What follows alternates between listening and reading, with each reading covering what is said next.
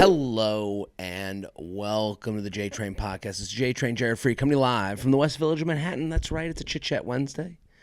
Going to open up this episode to introduce you to Adrienne Iapalucci. It's not really an introduction. She's been on the JTrain podcast many times before, given advice with me, talk with me, done the luxury lounge, all that stuff. But she has a Netflix special that is out right now. It just came out this week.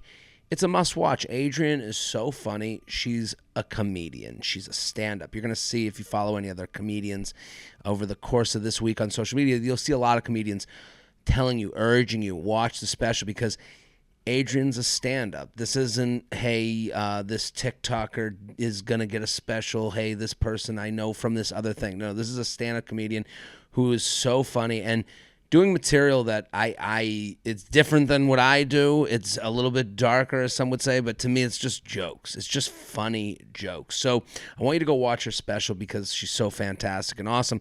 And this is awesome. This represents every conversation that we have at the cellar, at any show. Adrienne is so easy to talk to, so fun to talk to. So check out this interview. I want you to get to know Adrienne so that you go and want to watch the special and go support it and go share it and let other people know about this.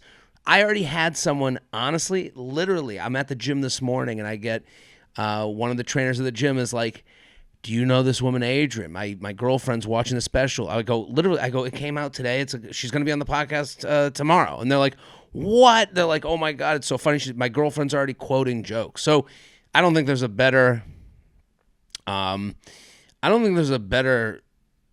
thing to hear from a special than, hey, have you heard of this person? So this is me pushing you to go watch a special, pushing you to go get to know Adrienne so you know her and can have fun with her in this different way where you've heard her on a podcast. And then, enjoy today's episode. Just a really fun conversation talking about comedy. And you're going to see a lot of our conversation comes down to this difficulty of doing stand-up, and you're kind of wondering why even make it any good and why even do the thing you love doing. And that's kind of at the core of this conversation with Adrienne that we taped a couple weeks ago. So go enjoy her special.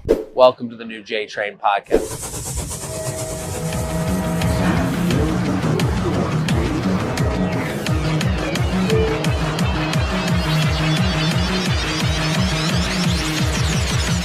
Hello and welcome to the JTrain podcast. This is JTrain, Jared Freid, coming to you live from the West Village of Manhattan. We're here every Wednesday with a Chit Chat Wednesday. Very excited for today's guest. Hilarious comic, friend of the show, been on many times and has a Netflix special that is literally out today. We have the exclusive. Adrienne Iapalucci. Thank you for coming on, Adrienne. How are you? I'm good. Thanks for agreeing to also wear gray. We went gray today. We went gray. It's gray day here on the JTrain Chit Chat Wednesday. The weather's gray. Your special's called The Dark Queen. Yes. And it's out on Netflix. I'm so happy for you. I'm sure Thank this you. is like how do you feel? You have a Netflix special. I'm excited because I'm proud of it. I hope that people like it and I can get a following. Right. That's about it. That's the thing. Sometimes I wonder if people know our goals with these things. Right. I had a woman message me today, and it was a response to a video I had out, but the video was like a collaboration with Betches, and she was like, again, I sound like I'm like pumping my own tires, but she's like, you always look hot during your live streams and your charcuterie reviews and your podcast, but this makes you look extra hot. And she didn't follow me, and I was like, everything I do. And I'm like, but she doesn't follow you. Doesn't follow me. And I'm like, I know people do that. Right. And I go, my brain can't get away from oh my God, I'm missing out on someone who could come to a show. Someone this compliment meant nothing to me. And I don't mean to sound, and I'm sure someone listening or watching is like, I'm admitting to the fault of my brain chemistry, And also, she's kind of hitting on me, but like, this isn't what I wanted out of this. I didn't want to be called hot. I wanted to be called funny and go to my show. It's like, you're special. You know, if someone watched your special and was like, and their only compliment was, you looked fantastic. Yeah, I'd be like, great. That does nothing for me. Right. It's nice. I guess it's nice, you know, but yeah, it doesn't really do anything for you. I've had people who are like, I'm your biggest fan, and then they don't follow you. And you're like, well, if my biggest fan's not following me, I'm doing this all wrong. You know, I'm doing this all wrong. There's no hope for me. Right. It's so, you know, they wonder why like entertainers get. I hate when people say, I hate it and I understand it. The like, oh, you know, the most people with the most trauma are funny, and I'm like, no, we're funny, and then you give us trauma. You know, by all the things that are said to us along the way, you know, like oh my God, have you ever like Reddited yourself and read some of the, oh God, it's brutal. I actually, it's funny you say that. I was, there's one of the Golden Bachelor contestants, one of the guys, like we DM every now and again, and we were DMing the other day, and I go, I know you're not, he wasn't asking for advice, but I gave it unsolicited advice, which is everyone's favorite. And I said, don't go on Reddit. Just whatever you do. I go, enjoy all this, enjoy the time. And he went on Reddit. There's no way to stop it. Right. And his first instinct was, what have you heard? Like it would turn into paranoia. And I go, I haven't heard anything. I'm like, I felt bad that I did that to him. You know, like it's like I was like, no, just don't go on there. It's not. There's nothing. And I said to him, I go, I've never felt happier after Reddit. Like, there's no, even if there's one thing that's nice, there's 100 that are mean. Horrible. And you're like, let's stay off of here. So the Netflix special is out, and on the subject of this, I want to send a message to anyone listening or watching. Adriennes Goal is for you to watch it, love it, become an Adrienne Iapalucci fan. That's my goal of having her on this show right now. Her also goal is for you to watch it the first month it comes out on Netflix. Yes. Because that is also a big deal. Like, I have had people, again, you have to be thankful and you can't let it get to you. Oh, I gotta watch it, and it's a year later, and I'm like, how did I miss you? You know, so it's helpful to watch. It's very helpful to watch the first week. It's extremely helpful to watch the first month. It's very nice if you watch it at all. It's kind of like, and listen, I'm saying this to people. People should know. Maybe they don't know. Maybe they don't know. Do you know what I mean? Idea. They're like taking care of their kids, and why should they know? Making sure their car payment isn't late and their comments doesn't get shut off. So when you did your Netflix special, what did you feel like? How did you feel? Did you feel like you seen a big change right away? Because you have a pretty big following already. Everything I've ever done with comedy has been like a gradual incline, slow build. I think some people have the luxury, and it's nice that they have like this like amazing one moment that they can point to that everything changed for them. I've generally not had that, so, but even though I've always put out a lot of stuff and always like went for that, like I've always like everything I've done has been with the idea that like I get on here with Chit Chat Wednesday with you with the delusion that this is like the interview that people are like, what? Where have you come from? I think you don't know who's going to be exposed to this. But you have no idea. You have no idea, but it is just a slow build, especially if you're doing it a long time. So, I mean, I'm doing it 20 years. It's the slowest of builds. But you're, it's called the Dark Queen. Okay, so if I'm remembering correctly, is this a nickname that was dubbed upon you? From Ari, yeah. Right. So Ari Shaffir took notice of you in a certain way, but you've known Ari for years, right? Yeah, I was going on the road with him since like 2018. Right, and he starts calling you the Dark Queen. Why? It was like on Rogan. I don't know. I think just because my material's kind of dark, so I think he just started calling me that. And did it catch on? Do you get people that like? I mean, a lot of his fans will refer to me as that, especially if they follow me. They'll be like, "Oh, like the dark." They'll call me the Dark Queen. Yeah. Well, this is kind of what I wanted to chit chat with you about. I think there is a thing that people say to me, like, JTrain. What? Well, JTrain, I get JTrain. Yeah, that's a self-given nickname. But like, but if someone gave me, a nickname for stand-up, I don't know. I've had people go the relatable king. Like I think relatability. I can say that is somewhat of my comedy. I don't think we want to box ourselves. I think like when we do stand up, we go we're funny. I just do the jokes I like doing, right. And then people say things, they put that on you. And when people say, and it also feels like it sounds like nails on a chalkboard when someone tells you what your comedy is. Like sure. It's like someone complimenting you, but in the worst way possible. So, and again, someone could be listening to this being like, wow, it's just two comedians complaining about the compliments they get.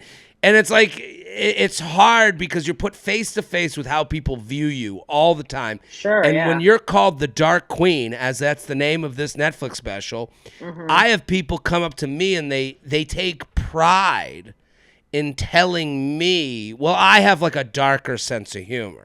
People love telling people they have a darker sense of humor. I wonder if that's something you get told, or is there a pride in liking your comedy?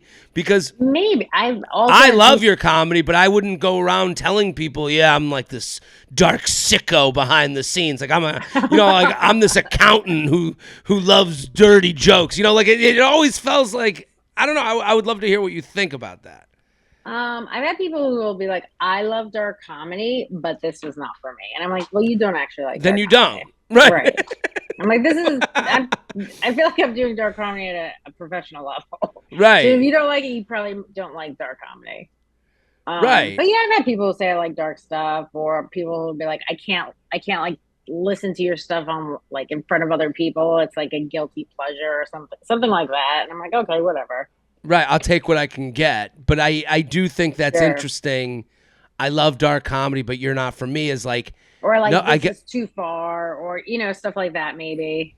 Right, it's weird to have it. It is so interesting to like wear that as a badge of honor because it's something I hear a lot. Like, people say it to me kind of in a way of like, yeah, you're okay, but I'm more into the darker stuff. Like as if I'm not. They kind of other me. That I'll have that said to me.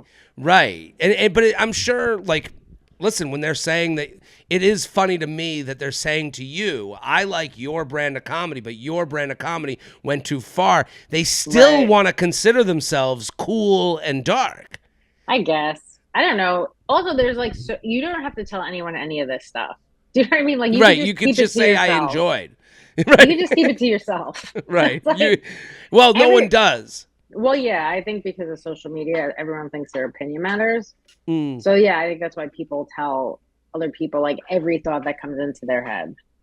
Right. And I think that's also what our burden is. Because, like, when I go to, like, a party, like, with friends that don't do comedy, I told my friends, we were on our, in a car going to, like, a 4th of July party or something like that. And I'm like, I promise you someone will come up to me and say something weird tonight. For sure. Yeah. For sure. I mean, like, you also have a very big following, so you're, I feel like, a little bit more mainstream than me, like where a lot of people know you.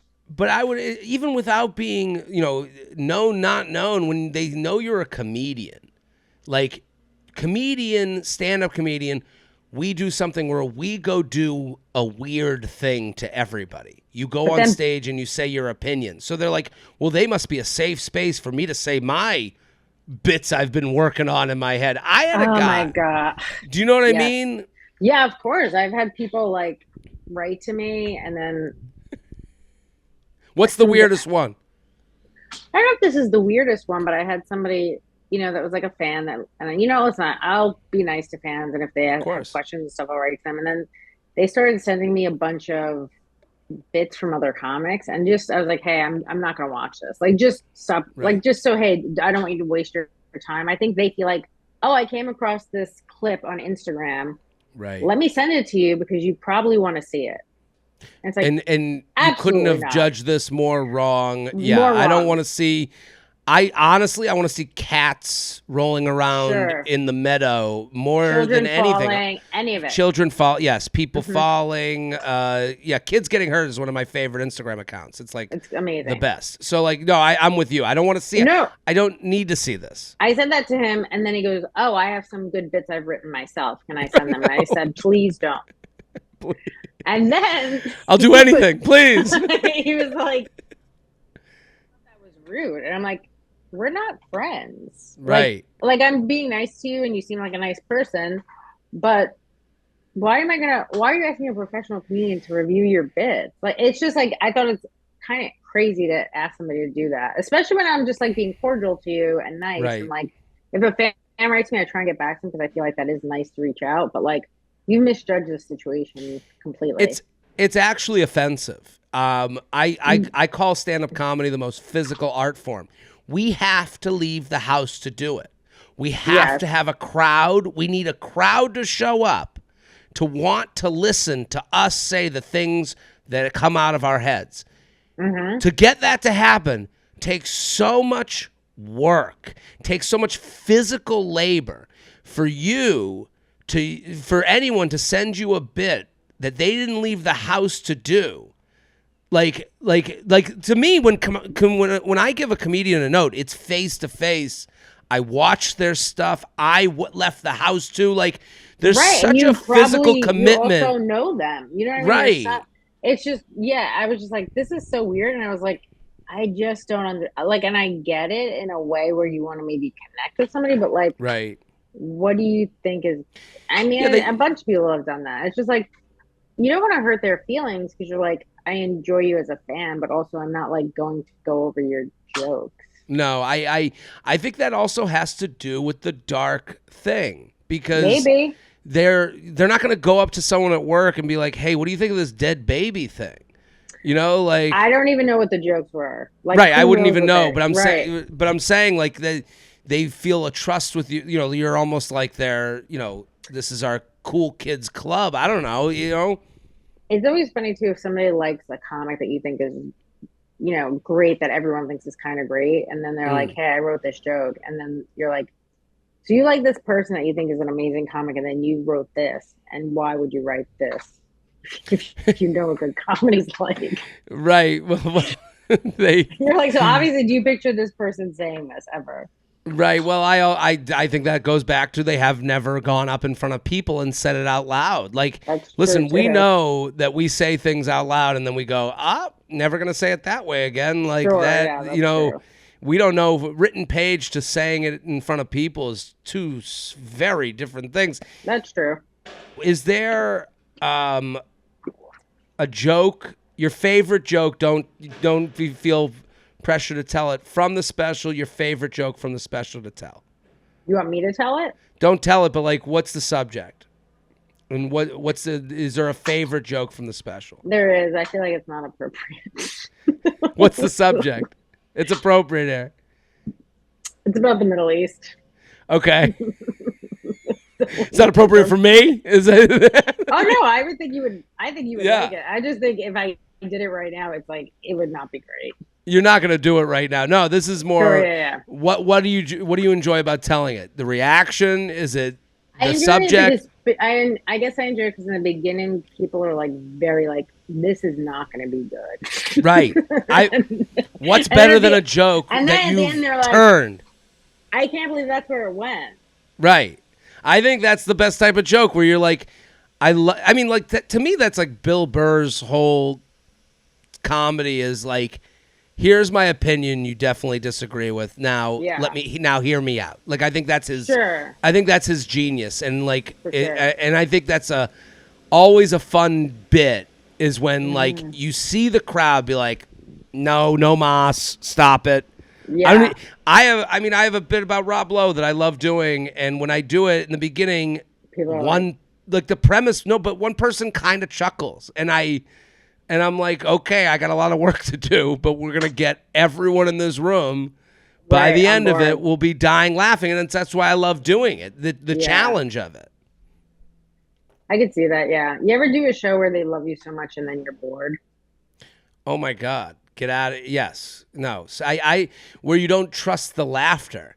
Like they're laughing, and you're like, oh, I wish this was real, but it's almost not real. What's funny is Louis directed the special, and his idea was like, we should just do it and no one knows it's a taping. And I was like, I feel like that's not a good idea with my comedy. Like for Right. nobody to know, I'm going to do an hour.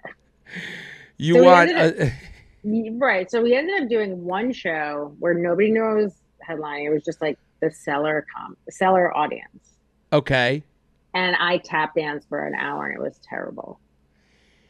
Did nobody? They were just not into it. Were they just like a There were bad some people, audience? there were some people that were into it. It was pretty foreign. Um, Right. it was like just part of the audience liked me, but like if that was one of my two tapings, I would have been in trouble. It was not Right. good. Right. And I left there being like, I can't believe I'm so bad at comedy. I know. And then the I next day, the first show was amazing. The second show was so good that I was actually like, I'm so bored on stage. But it was like from one night to having this terrible set where I'm mm-hmm. like, I'm gonna have to quit to like now I'm bored on stage with the same joke. So it is just crazy how different like a night can change and like a show can change so much. It's the toughest thing in the world, like the emotional roller coaster. Like what you're saying is so understandable to me. Like I'm sure maybe people who are like not stand up fans or whatever, they can't Sure. understand it. They go, what do you mean? Like you did well. Like you have people that come to your shows and they go, oh, I loved it. And you're like, I hated every minute on stage. And you're like, how Yeah. did you not see that? Like it's Yeah, people be like, you did well, and you're like, that was not well. Like I know no, what a well that was not it. right. But It's it's crazy. Like you go from being so upset this audience doesn't like you to being bored by it. bored by how much And they like like you. so in 24 hours.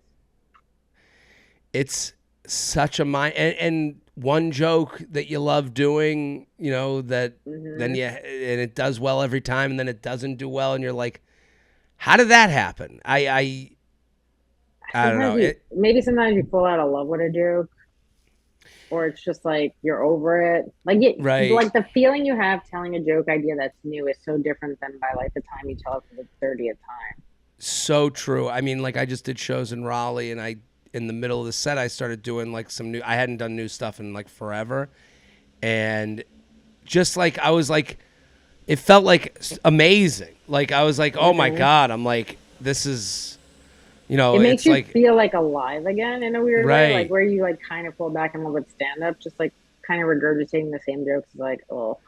Well, Or I think sometimes you'll think of a new line or something, but this is why stand-ups are considered miserable is because like probably. we sit here and complain about jokes going well and not well enough and then we have We're people insane. that and we have people intrude stand-up comedy that don't do it, that decide I do it now. And it's like, we're like, All what it was this takes is all even like, for? well, I guess just like the whole landscape of comedy has changed where if you just have a big following, you can go like, you could have millions of followers on YouTube just from unboxing videos. And now you're Right. like at an improv. Yeah, and we have to sit there and someone says to you, "Oh my God, I love unboxing Betty. She's my favorite comedian," and you have to go, "I'm sure she's great." Like you can't deny their reality. You have to go, Sure. you It's know, just like not, listen, there are people that are watching these unboxing videos, so I guess that's who it's for. right. But it's not Someone stand up. You're just in a stand up medium now, but like you're not really doing stand up. someone told me the biggest stand up right now, one of the biggest ticket sellers is like this guy Nurse something, and he's selling tickets like crazy, and it's all nurses. And that Oh, his come. audience is nurses. And he's a nurse and he's probably doing nurse joke. To me, that's like, that's like a Jewish comic doing Hasidic temples. Like when Yeah, I wouldn't even get it. And I'm sure it's killing, like, right. I mean, there's a lot of that though. There's a lot of like, I think niche kind of things where like if you're into it, you love it. I right. just don't know, is like that sustainable to just be a nurse comic? Or are you just doing it when you're not being a nurse? I, Like, are you taking your nurse act on the road? yeah, I guess you would sell nurse t-shirt. If you're really industrious, then the Hmm. merch is part of it. And then you just keep doing the jokes about the bedpan. I don't like, And you go on stage with a stethoscope. right. Like, Yeah, I remember I used to work at a lot of doctor's offices, and just something about having a stethoscope around your neck makes you feel better. It just makes really you, better than you other just, people. You just feel like, I don't know, you're in charge or something. I don't know. You Mm. have this stethoscope, even though you don't really know what you're doing with it. You I, still just feel like people almost respect you a little bit more. okay, I'm going to ask more questions about the special because I Sure. want everyone to go watch it. And I ask these questions because I think these are good teasers to me. Yes, What's absolutely. what's the joke that makes people the most angry from the special? Knowing that, and I say this as the biggest compliment in the world, no one makes an audience member angrier than you. I have seen. Really? Nobody makes, I I can make them the angriest? That's actually I pretty think you make them amazing. angriest without like trying to make people angry. I don't think your goal is to make people angry, but I have No. seen there are white women will be like angry, and I and Yes. I watch it and I have the biggest smile on my face because like I just saw this clip of like, it was Jeselnik being like, all these comics are trying to make people angry, and it's like, you're not trying. You're telling a real I'm joke. just being You're who I just am. right. There's no like, and this is me telling people go watch the special. Like it's Adrienne. You've never like pulled punches to try. It's not like you're talking about subjects that you're just trying to like fuck with people. Like, and that's what makes me so happy about it. Like I'm like, these are good jokes that you're just, again, for the person to say I like dark comedy, but you went too far. Right.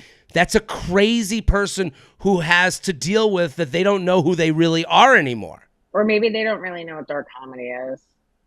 I think that they want to like think that they're better than people. That's why, like, to me, when someone says I like dark comedy, they're trying to say that I am elevated. I am this when everyone else is that. So Sure, like, like I like this, but you're like still not for me. you don't get it, right? Yes. So what is the joke that makes people the most angry? I The don't know because subject. Don't it tell it. really no, I know. It really depends. Like, okay, so I think the biggest struggle for me in doing this hour when I was getting ready to tape it is that nobody really knows who I am. So I'll have Mm, five fans at the show, and then everyone else is there as a surprise, right? They're like, "We're right. taking a chance on you." Well, they say I just they feel say like you need 30% of the audience to have the whole audience. I've heard that before, that and makes I sense, and do that. Right, I think most of the time I have 5%. right. I believe They're really struggling on their own. I totally get that. Because to me, I've always believed that stat. Like whoever That told makes it to sense. me, if you have 30%, because then that 30, their Mhm. energy, their Yes. happiness, their belief Hmm. makes the audience give a little bit. It's like a little bit of Yes. give that you need. Hmm. Right. Absolutely. Um, I'm not sure what joke upsets people the most, but I remember being in the South and just like walking. I'd say this joke has walked the most people in this one show. I mean, it For must have the been for the people 20. listen for It the must have people been like, listening. Sorry, oh, sorry sorry. to interrupt you, but the people who listen that don't know stand up, walking people is making people get up out of their seat and say, "I've had enough. No mas, I am leaving." No mas, I'm So out. no mas, I'm out, and it's called walking. Walking the room, walking people. So this is the joke that walked the most people. Um, in this instance, yes, I've had other people walk out where it's like two people here, two people there, but this was like a concerted effort of cowboys who were upset that I did this joke about the military. Okay, And like they had stayed for like 90% of the show and they finally had enough. and Like it's I is it just a it's just about how like we don't really care about the military and like they were upset by it. yeah. Um and like I just saw cowboy hats like just walking out. I was in Dallas, I think. But the rest of Just the crowd cowboy hats loved and it. masks. Just everyone It takes was off their hats. They're like, howdy. And then they just like they left. had a lasso and they're fucking out of here. Yeah, they were that was the biggest Yeah. that was Yeah. Yeah. They all get on their horses.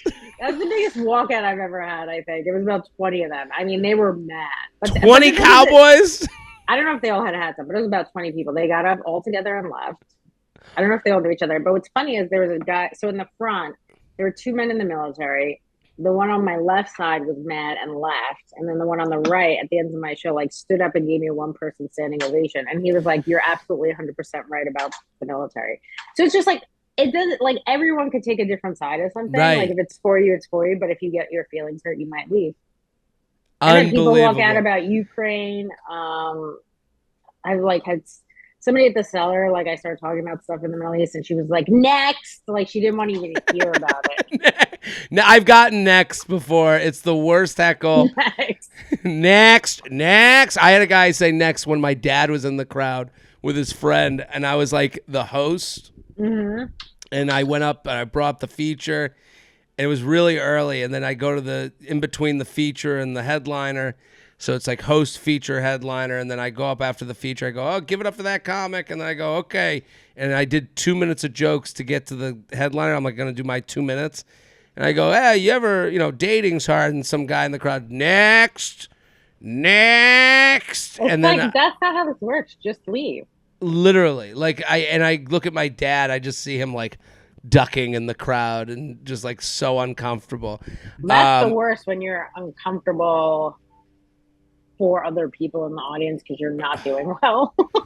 Nothing That's is the worse. worst, when you're not even uncomfortable for yourself. You're just like taking on the embarrassment of whoever's there to support you, and you're like, oh. I mean, my parents came to a show that I did at a country club in Boca, and they brought their friends, and my dad sat like he couldn't get a chair, so he sat in the windowsill like an eagle, like propped up. And that is hilarious. But also terrifying. The whole set's about my parents, so like this whole country club kind of knew it was they know everyone there, so like that must be his dad. So literally, it's like going fine, but it's a struggle. It was work, and I would do a joke, and then they'd all like look at my dad on the perch, and then look at me, and then like kind of laugh, and I was like, and I remember getting off stage, and I looked at my dad, I go, why would you sit there? Like, why would you not? Yeah, that's really uncomfortable. Right. Like, why would you think that was an appropriate? Because sometimes people don't get like comedy and how it works. Nobody does. I mean? Like, nobody does. Everyone. A lot of people don't understand it. The problem is, and it goes back to, and this has become the theme of this episode, the idea, because I think it's so interesting to say I love dark humor, but this is too much for me, because it's like you've miscalculated everything. And I think you might not like dark comedy. Right. There's a big difference between having a good personality and being funny. Mm-hmm. And I think everyone confuses that. And no one says I have a bad personality. No one says I'm not funny. Very rarely. Right. So like if funny and stand up, they go, well, I'm funny. I have a good personality. Of course I get it. And it's like, no, you don't even get what's going. I need you to be less confident is what I need. It's like going to the airport. Everyone flies once a year, so they think they know how to do the airport. But no, you don't. You're bad at this. You don't know. You don't know what you're doing. I got one more question for you. Sure. Okay. This is my favorite question to ask comics because I felt it. What's the joke you wish you had more time to work on? From the special or just like in life? Special, because the special's an end date. We rarely get a due date when it comes to our stand-up. It's like True. You just keep doing it until you get a chance to tape it, and then we abide by this, like, it's on tape, so it's done. So, like, right. There's always, I think, a joke where you go, there was more meat on the bone. I that subject, Probably the Middle East stuff, because like, yeah. Everything came, like I guess last year, everything kind of came back to the forefront again. And then I taped it in December. So it was like 2 months later. So now it's been the whole year. So there's the stuff I could have attached to it to make it like longer and better, I guess. But listen, I want everyone to go watch the special. It's out. Go hit it on the queue. Go rate it well. If you're a JTrain podcast fan, you're a fan of Adrienne Iapalucci, and you're going to love her special. But you're just going to, what a night on the couch, and what a night with, like, this is Netflix. This is it. I'm so happy for you, Adrienne. Thank you. Even if you watch it and you're like, I've had enough, I want to know what joke like you tapped out on. That's fun. I like that. Like, watch it and see how far you can get. I never get it. It never makes sense to me, but I guess it does if I think about it, if I think it through. Stand-up really makes people angry. They hate to see that, like, other people found this funny that I think is not funny. And they find it maddening. And it's like, it is funny, like the tap-out nature. It's like, No, there's other stand-ups. There's other And specials. that's what I think upsets people is that they're like you said, I don't think this is funny and I don't think you should joke about it. And the fact that these other people are enjoying this means I need to ruin it. That's kind of how it feels.